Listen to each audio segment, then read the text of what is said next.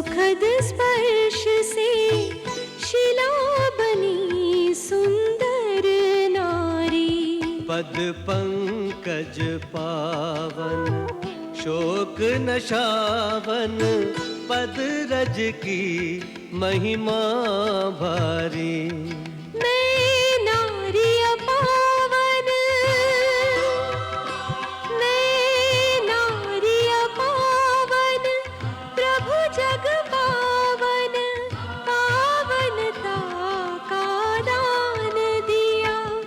जो त्रिभुवन पूजित लक्ष्मी सेवित, उन चरणों में स्थान दिया। ऋषि गौतम द्वारा, ऋषि गौतम द्वारा श्राप जो पाया, श्राप वही वरदान हुआ। गई तन की जड़ता, पाई शुचिता, भाग्य जगे कल्याण हुआ।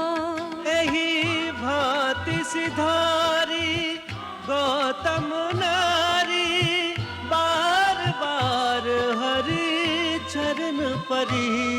जो अति मन भावा, सोई बर पावा, गई पति लोक आनंद भरी। गई पति लोक आनंद भरी, गई पति लोक आनंद भरी।